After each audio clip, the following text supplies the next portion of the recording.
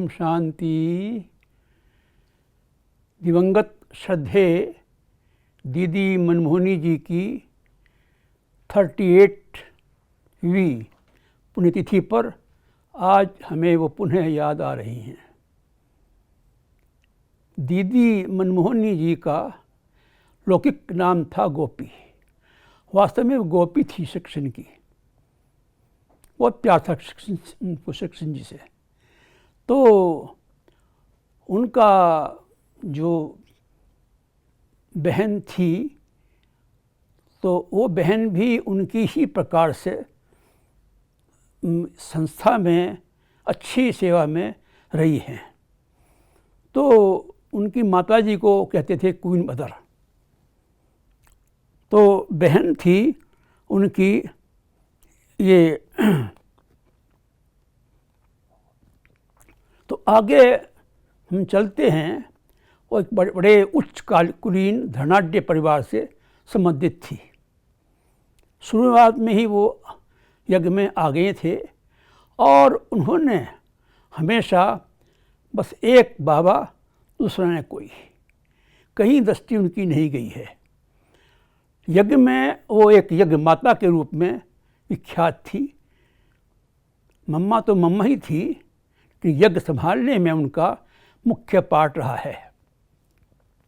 1950 में जब संस्था को परिवर्तन करने की बात आई, दीदी ही ने ही माउंट आबू स्थान चुना और फिर इनके एक भाई ने इनको निमंत्रण दिया संस्था को, ओम मंडली को, आप भारत में आइए।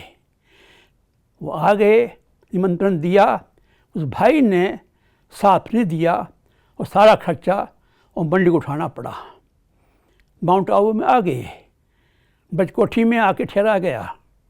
इसके बाद में सेवा शुरू होती है। 1950 के बाद में ही सेवा का आरंभ होता है। पहले त्याग किया, तपस्या की कराची में, और अब सेवा आरंभ हो गई है। तो सेवा में 1950 के पश्चात 1952 में बाबा ने अनेकानेक बहनों को जो सक्षम, समर्थ और भाषण करने में निपुण थे, उनको दिल्ली, यूपी और पंजाब में भेजा गया। ये दिल्ली का सौभाग्य था कि दीदी मनमोहनी जी ने दिल्ली को ही संभाला और सेवा आरंभ की। 1952 में ही दिल्ली में सेवा आरंभ हो गई थी। कमला नगर 151 कमला नगर से ही शुरुआत होती है। पहले तो यमुना किनारे पर रहे, अनेक कहानियाँ हैं, अनेक किस्से हैं वहाँ के। तो सेवा आरंभ होती है कमला नगर से। तो दीदी ने रोज़ गार्डन स्थान चुना रहने के लिए और एक स्थान बनाया गया। उस समय दिल्ली में लगभग 8-10 सेवा केंद्र थे। दीदी का कार्यक्रम होता था हर सेंटर पर अलग अलग दिन में जाकर के धारणा क्लास करानी है। ये मेरा सौभाग्य रहा है कि ओम प्रकाश भाई थे रेलवे डिपार्टमेंट में, दीदी को ले जाते वो थे और मैं वापस लाता था रिवर गार्डन में उनको। ये कार्यक्रम 2-3 साल तक चलता रहा। सोचिए, दीदी क्लास कराती थी धारणा की, हम सुनते थे। तो हमें ये अच्छा फ्री में मौका मिल गया सेवा करने का। एक बार की बात है सीताराम बाज़ार की, कि वो सीताराम बाज़ार का सेंटर का जो मालिक था उसने खाली करने के लिए कहा, बेच दिया गया है। दीदी आई, दिन था गुरुवार का, और कहने लगी कि ये स्थान बदलना है। कोई भाई या बहन अगर किसी के पास में स्थान हो क्लास कराने का तो ठीक है, नहीं तो हम अपनी प्रकाश बहन को वापस जाते हैं जोड़ी गार्डन में। मैं खड़ा हो गया। दीदी ऐसा नहीं होगा, हम अपनी बहनों को घर ले जाएंगे। हमारा घर है, मकान है, किराए भले किराए का है, 2-3 कमरे हैं, दीदी वहाँ रहेंगी। तो ऐसे दीदी जी ने ये कहा कि ये तो भाई अभी चलने वाला ही 6 माह सब को आए हुए हैं, फिर भी इतना निश्चय बुद्धि है, हम भेजेंगे।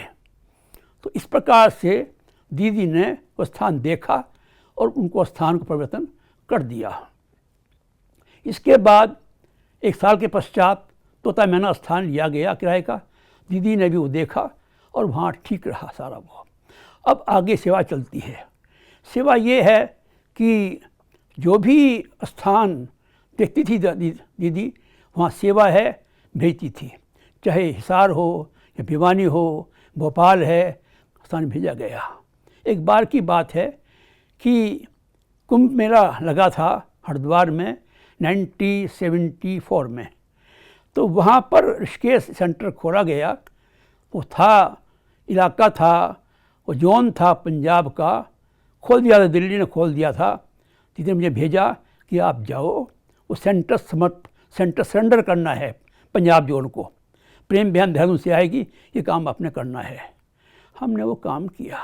इसके पश्चात एक बार की बात है, मुरादाबाद यूपी में बहुत बड़ा स्थान है, बर्तनों का वहाँ पर व्यापार होता है। अच्छा, एक सेंटर खुला था मुरादाबाद में, हमने वो सेवा की थी। अब वो कुछ सेवा सेंटर का जो कार्यक्रम ठीक नहीं चल रहा था। दीदी ने कहा आपको वहाँ जाना है, गीता पाठशाला और सेंटर दोनों का तुलना करनी है, कौन सा स्थान उपयुक्त रहेगा चलाने के लिए। सेंटर खोला है हमने, हम उसके निमित्त थे। दीदी भेज रही है हमको, परीक्षा बड़ी थी। मैंने कहा ये तो वही गोदान वाली कहावत है कि जिसकी मतलब परीक्षा है वो खुद ही जज बनाया गया वहाँ से। तो अब मैं वहाँ गया और मैंने क्लास कराई सेंटर पर, अगले दिन क्लास कराई गीता पाठशाला में, और देखा गीता पाठशाला इज़ मोर पावरफुल देन एक सेंटर। मैंने आके रिपोर्ट दी, दीदी सेंटर के मुकाबले में गीता पाठशाला अच्छा है, सेवाधारी अच्छी है। ये पहला सरेंडर करने का तरीका दीदी ने अपनाया। जिसने खोला है वो सरेंडर करे, ताकि बाद में फीलिंग नहीं आए। इस प्रकार से मैंने बताया, भोपाल में सेवा केंद्र नहीं था। इंदौर जोन में ओम प्रकाश भाई सेवा करते थे। कुछ आता इंदौर, भोपाल राजधानी है। दीदी हमको कहा आप जाओ। 1 मास हमने सेवा की, गीता पाठशाला खोल के आ गए। बाद में दीदी ने भेजा महेंद्र भाई को, आप जाओ संभालो, वो गीता पाठशाला खुली हुई है वहाँ पर। एक प्रकार से ऐसे वहाँ से किया। अब बात आती है आगे की कि हमने मम्मा को बुलाना था। दीदी को हमने कहा दीदी मम्मा आ सकती है हमारे पास यहाँ? हाँ 200 व्यक्तियों का खाने का अरेंजमेंट करो, एक भले ही मम्मा आएगी। तो हमने लेटर लिखा, दीदी ने अप्रूवल दी और मम्मा आई।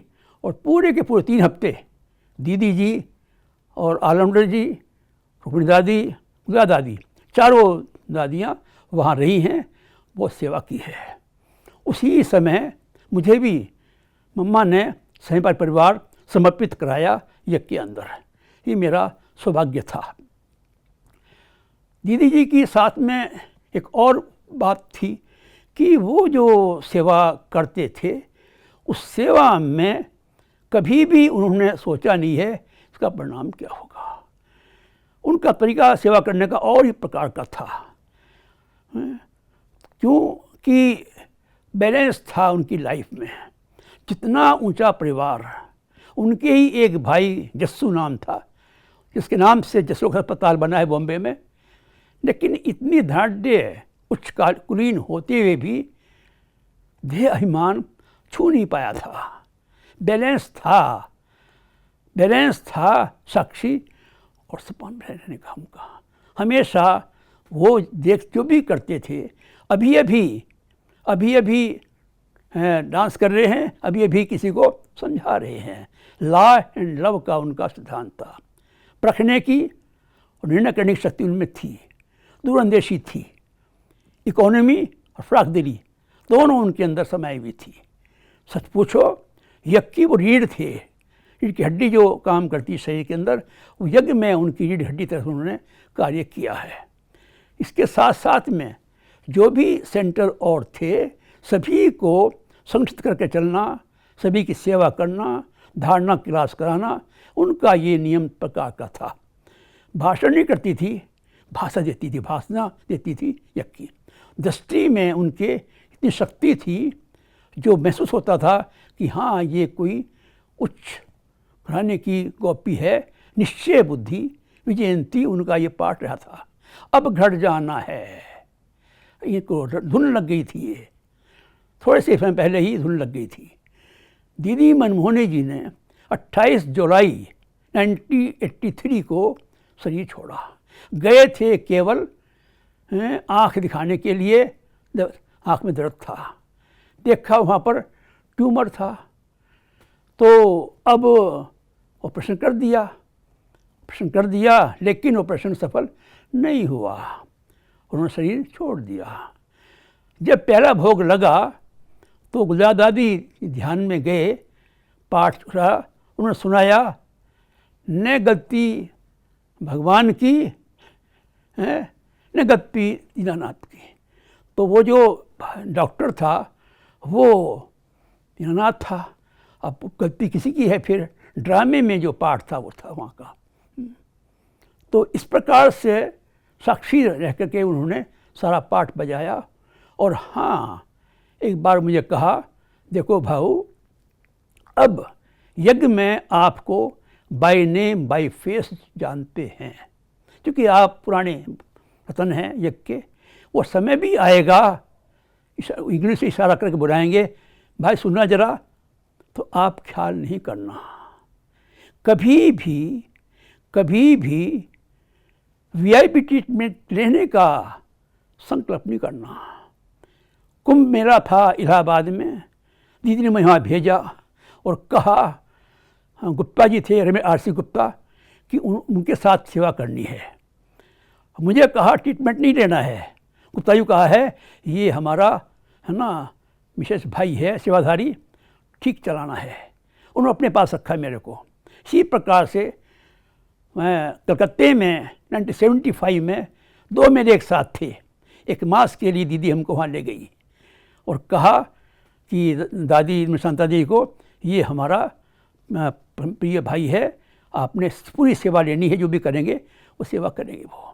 तो दोनों, यानी मुझे बताना ट्रीटमेंट नहीं लेना, उनको कहना ख्याल रखना है विशेष भाई का हमारे। ये दीदी का दूरंदेशी का पाठ था। उन्होंने सदा एक प्रकार से यज्ञ को संभाला ही रखा है। ऐसे इस प्रकार के जो बच्चे पैदा किए हैं, ऐसे तैयार किए हैं, जिनमें वॉइस क्वालिटी की अभी तक भी कायम है। उनके निकाले गए वॉइस क्वालिटी की बहनें भी और भाई भी आज तक भी सेवा में समर्पित भाव से सेवा कर रहे हैं। इस प्रकार से उनका जीवन बहुत ही ऊंच रहा है। गंभीर और रमणीक दोनों का बैलेंस था। अब ये भी गंभीर से किसी बात पे बात कर रही हैं, थोड़ी देर में ही रमणीक करके डांस कर रही साथ साथ में। कैसा उनका वो था, उनको अपनी सोच बदलने का, व्यवहार बदलने का, इतनी योगी उतनी कर्मयोगी, बैलेंस था लाइफ में हर बात का। और जैसे वो बैठती थी निष्ठा में, कितनी देर बैठती थी, अपलक बैठती थी और दृष्टि मिलती थी जैसे कि बहुत दूर दूर उनकी ध्यान गया हुआ है, सोच गई हुई है। तो उनका इस प्रकार का सच्चाई सफाई की प्रतीक थी। ईमानदारी वफादारी में शब्द कहना भी अच्छा लगेगा, लेकिन वो एक उदाहरण स्वरूप थी वहाँ के। साथ साथ में जो उपराम साक्षीपना, दोनों को साथ चलाना आसान नहीं है।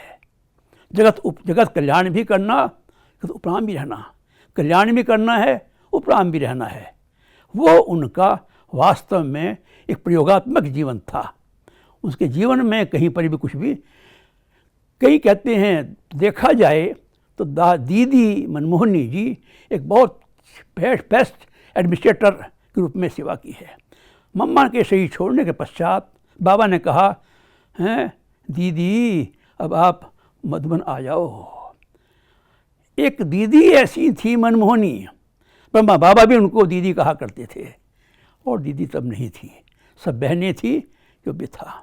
उनमें विशेषताएं थी अपनी प्रकार के। तो ये सब बातें देख कर के उदाहरण उन्होंने कभी भी है उपराम साक्षी पने का कई बार उन्होंने ये उसका प्रयोग किया है और वो खरे उतरे इस प्रकार से। तो ऐसे हमारे दीदी मनमोहनी जी ने यज्ञ को संभाला, बढ़ाया, चलाया, निर्विघ्न रहे हैं, निर्विघ्न यज्ञ को रखा है उन्होंने। कई बात ऐसी आई है, हमें याद पड़ता है दिल्ली में 1974 में रामलीला मैदान में एक मास का मेला था। वायुदीवे खुश्चेव जो वहाँ के वो थे राष्ट्रपति रशिया के, उनको आना था। उन्होंने कहा रखा, इंदिरा गांधी जी तब प्राइम मिनिस्टर थी, उन्होंने कहा संस्था को लेटर आया कि आप खाली कर दीजिए और आपको लाल किले में जाना है। तो उन्होंने कहा कैसे खाली होगा, 75% काम हो चुका था। नौ दुर्गा 60 फुट ऊंची पे बैठाया हुआ था। वहाँ के जो धवन उनका पीए था, वो भेजा उनको उन्होंने, इंदिरा गांधी ने, वो आए कि मैडम एक देवी नहीं है, 9 दुर्गा बैठी हुई हैं और 60 फुट ऊंची बैठी हुई हैं, किस किस को हटाओगे, आप कुछ सोच विचार कीजिए। दीदी ने कहा कोई बात नहीं है, जो वहाँ का नोटिस आया ना, हम अखंड योग करेंगे। मुझे याद पड़ता है दादी और दीदी शाम को 5 बजे लेटर आया था, अगले दिन सुबह 5 बजे तक 12 घंटे का अखंड योग किया गया। और करते समय जब सुबह आए, नाश्ता किया, 9 बजे फ़ोन आता है कि आप वहीं रख कर लीजिए, हम बदल लेंगे लाल किले में, हम उसका कर देंगे। दीदी का निश्चय बुद्धि इतनी थी, दूरदर्शी इतनी थी कि सफलता मिलेगी, बाबा हमसे योग के द्वारा सेवा करा रहा है, ऐसा दृढ़ता में सफलता है, हम दीदी को अनुभव किया इस प्रकार से। 15 अक्टूबर 1968 ये हमारी ब्रह्मा बाबा से आखिरी मुलाकात कहेंगे इसको। हम तब साउथ एक्सटेंशन सेंटर पर सेवा के लिए गए हुए थे। वहाँ से छुट्टी लेने लगे बाबा से, तो बाबा ने लच्छू बहन को कहा जाओ दीदी को बुला के लाओ। दीदी आती हैं, बाबा कहते हैं दीदी इस जैक्सन भाई को वहाँ भेज दो ना, करोड़ बाग में। दीदी ने कहा बाबा ये तो साउथ एक्सटेंशन पे था सेवा पर। दीदी उसकी ओपनिंग हो चुकी है 1 जनवरी को, भेज दो वहाँ पर सेवा में। क्या है कि बाबा इंद्र भाई नाराज़ होगा, कोई बात नहीं है, ठीक हो जाएगा, आप इनको वहाँ ही भेजो करोड़ बाग में, इनको कपड़ा बर्तन बिस्तर सब दे दो, बच्चे सीधा जाना वहाँ पर। ऑलराउंडर बच्ची है, वो गार्ड है, गाइड करेंगी, गार्ड रूप में आप सेवा करोगे। मैंने 34 वर्ष करोड़ बाग में ऑलराउंडर दीदी, दादी, गुजरात दादी, ब्रजमोहन भाई, आशा दीदी के साथ में सेवा पांडव में की है। बाबा ने भेजा करोड़ बाग में और कहा बच्चे सेवा करो, करने से पहले हमेशा पक्का पाठ करो हाजी का, सेवा के लिए कभी भी ना नहीं करना बच्चे, समझ शक्ति साधन बाबा देगा। उस समय दीदी जी ने किस प्रकार से बाबा के सामने कहा बाबा ये बच्चा तो पुराना, कि बाबा का बच्चा है, वहाँ से आया है, जानता हूँ। बाबा बाय नेम बाय फेस जानते थे। कई बातें ऐसी रही जो हम अपने तन मन की बातें करते थे। दीदी हमारी पालनाहार एक माँ के रूप में मैंने समझा उसको, और उन्होंने भी मुझे अपना एक बच्चे के रूप में ही प्रयोग किया है। जो सेवा दी, जहाँ सेवा दी, हमने कभी इनकार नहीं किया है। इस प्रकार से सेवा के लिए उनको मैं गुरु माँ के रूप मानता हूँ, और उन्होंने उस प्रकार से उसको बखूबी पाठ बजाया अपनी सेवा का। तो ऐसे है ना परम आदरणीय हैं अथक बेहद की सेवाधारी दीदी को आज हम उनकी तिथि पर पुनः अनेकों श्रद्धांजलि अर्पित कर रहे हैं। ओम शांति।